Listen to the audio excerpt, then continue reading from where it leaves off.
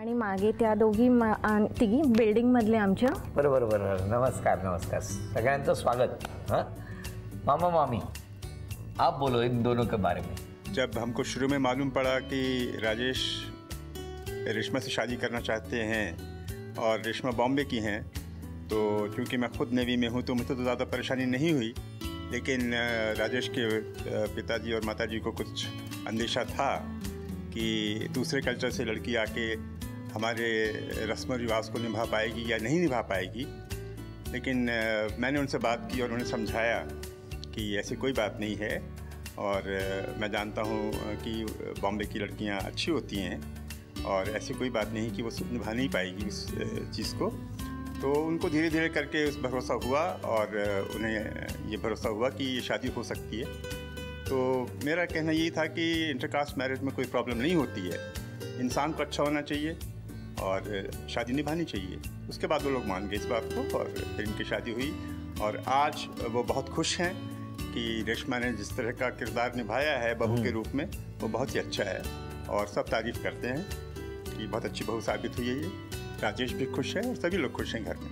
अजून कोण बोलणार घरातलं? माझी मुलगी आणि माझा जावई खूप चांगले आहेत, स्वभावाने चांगले आहेत. हां, आणि जशी माझी मुलं मला प्रेम देतात तसाच माझी मुलगी आणि जावई पण तसाच मला वागवतात. चांगलं आहे ना? हो, चांगलं आहे. बोला अजून कोण बोलणार? मी रक्षाची फार जवळची फ्रेंड आहे. ती फार समंजस आहे. मला जेव्हाही माझ्या सुखदुःखात ती नेहमी फार कणखरपणे उभी असते आणि केव्हाही मला प्रॉब्लेम आला तर I always look at her. She is very confident. अच्छा अच्छा अच्छा, ओके. पण आता हे दोघे अभिनय करणार किंवा वहिनी अभिनय करणार आणि तुमच्यापैकी किती जण ओळखणार ते बघूया. घ्या एक चिठ्ठी. हिंदी चित्रपटाचं नाव. हां, तुम्ही अभिनय करायचा, बोलायचं नाही आणि तुम्ही ओळखायचं.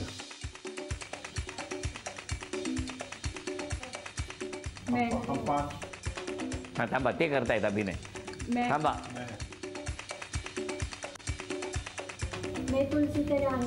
अभिनंदन. झी मराठीकडून ही भेटवस्तू तुमच्या. घ्या. हिंदी चित्रपटाचं गाणं बघू, म्हणजे हिंदी आहे की मराठी आहे गाणं? मराठी गाणं आहे. नाक नथ वास नथ नाक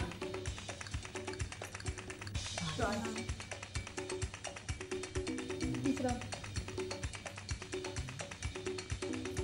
बाळ दूध 10 9 चहा ताप 8 सूप 7 6 5 4 3 वेळ संपली. गाणं कुठलं आहे? नाकावरचा रागाला औषध काय? घ्या. म्हण म्हण ओळखा. बघूया म्हण आहे की मुहावरा आहे? म्हण आहे, म्हण. हां आलं आलं लगेच. बोलू नका.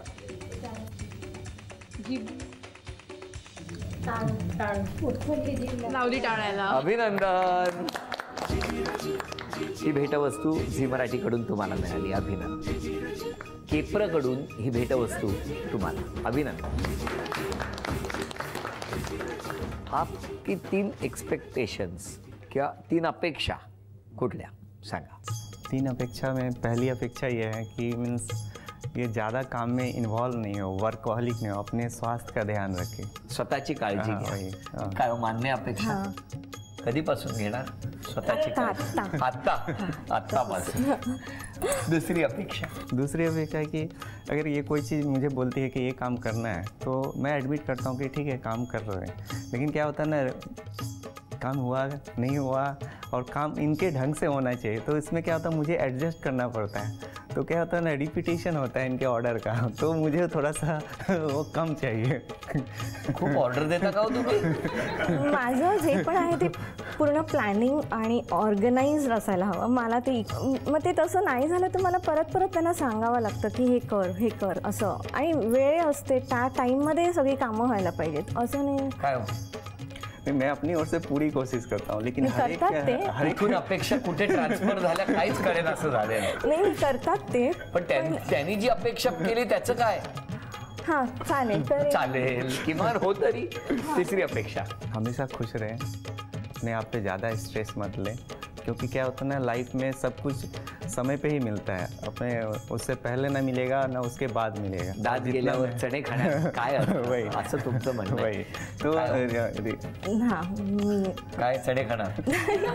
करीन जसं त्यांना जसं पाहिजे तसं हां, करणार. करीन. आता तुमच्या 3, कारण ना त्याने काय केलं, एकदा ह्यांच्या 3 संपू द्या अपेक्षा, मग माझ्याचकडे येणार आहे ना संधी. तुमच्या 3 अपेक्षा. हे ना खूप सोशल वर्क करतात, म्हणजे कोणी पैसे मागितले देऊन टाकायचे. अरे मला पाहिजेच होत्या असं, म्हणजे ऑफिसमध्ये कोणी पैसे मागितले ना तर देणार. सेव्हिंग बिलकुल करत नाहीत. आधी घराकडे लक्ष कोणी द्या. मागितलं तर त्यांना द्यायचे नंतर, पण आधी आमचं मान्य आहे. दुसरी अपेक्षा, लग्न अगोदर त्यांनी मला भरपूर 2 वर्षात भरपूर पिक्चर्स दाखवले, हॉटेलमध्ये घेऊन गेले, खूप सगळं काय केलं. आता या 16 वर्षात तेवढे पिक्चर्स नाही दाखवले अजूनही, म्हणजे त्यावेळेला जेवढे दाखवले ते अजून 16 वर्षात नाही. काय हो? अभी प्रॉब्लम ये है ना कि मैं कभी भी बोलूँगा कि चलो पिक्चर देखना है तो बोलेंगे कि मेरे ऑफिस में काम है, ये है. सैटरडे संडे छुट्टी दिवशी सैटरडे संडे जब आएगा तो बोलेंगे नहीं घर को ये सजाने का, ये करना है, वो करना है. तो ऐसे में क्या होता है, वो पिक्चर का प्रोग्राम जो है ना आगे बढ़ता है. मैं एक प्लानिंग कर रहा हूँ, मैं सोच रहा हूँ की तुमच्याच घरात एक कॅमेरा ठेवा, म्हणजे एक नवीन पिक्चर तयार होईल. बरं पिक्चर दाखवणार की नाही? दिखाएंगे, जरूर दिखाएंगे, लेकिन इनका क्या होता है कि जो प्रेक्षक है उनका रिएक्शन आने दो कि ये पिक्चर अच्छा है या नहीं है. पहले क्या होता था मेरे चॉइस की पिक्चर रहती थी, अभी इनको रहता है कि तो व्हायलेंट मूवीज आवडतात, मला नाही आवडत. मला असे हम दिल दे चुके. तुम्ही सैराट बघितलाय का? सैराट तो लवकरात लवकर बघा. तिसरा, ते खूप अंडरस्टँडिंग आहेत, केअरिंग आहेत. असंच त्यांनी कायमचं राहायचं, म्हणजे लग्न अगोदर त्यांना कधी राग त्यांनी मला दाखवला नाहीये.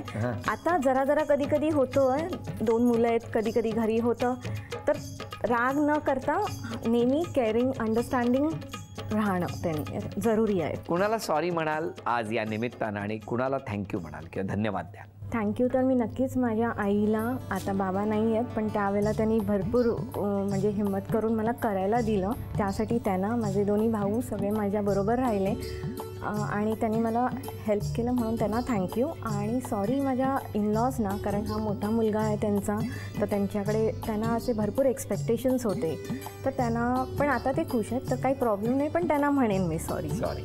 हां. मुझे तो दोनों फैमिली को, मतलब मेरे पिताजी और मेरे फादर इन लॉ दोनों को मैं मतलब धन्यवाद कहना चाहूँगा. एंड सॉरी मुझे मतलब अपने आप को कहना रहता है कि मैं जो कभी कभी इम्पेशेंट हो जाता हूँ और उसके कारण दूसरे को तकलीफ होती है, तो मुझे बहुत बुरा लगता है. किती महत्त्वाची गोष्ट आहे बघा की स्वतःच्याच मुळे इतरांना त्रास होतो. एखादा क्षण असतो, एखादी मुमेंट असते की त्याच्यामुळे पटकन आपण स्वतः रिॲक्ट होतो किंवा पटकन आपण अशा पद्धतीने वागतो ज्याच्यामुळे संपूर्ण वातावरण खराब होऊ शकतं. त्यामुळे त्यांचं म्हणणं आहे की त्या क्षणाला ते स्वतःलाच सॉरी म्हणतायत.